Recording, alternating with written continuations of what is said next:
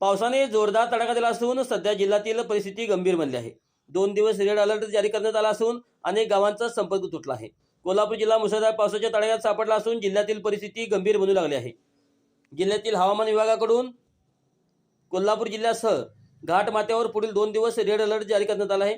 संततधार पावसामुळे कोल्हापूरची जीवनदायिनी पंचगंगा नदी तब्बल 5व्यांदा पात्राबाहेर गेली आहे। तर राधानगरीसह इतर प्रमुख धरणांमधून सुरू असलेल्या प्रचंड विसर्गामुळे नदी पातळीत आणखी वाढ होत आहे। पंचगंगेची पाणी पातळी झपाट्याने वाढल्यामुळे राजाराम मंदिराजवळ सोमवारी दुपारी 3 वाजता पंचगंगेची पाणी पातळी 30 फूट 9 इंच म्हणजेच 539.23 मीटर इतकी नोंदवण्यात आली आहे। नदीचा इशारी पातळी 39 फूट आणि धोका पातळी 43 फूट आहे। परंतु पाटबंधारे विभागाच्या माहितीनुसार धरणामधून सतत वाहणाऱ्या विसर्गामुळे ही पाणी पातळी झपाट्याने वर जाण्याची शक्यता आहे। राधानगरी धरणाचे 7ही स्वयंचलित दरवाजे खुले।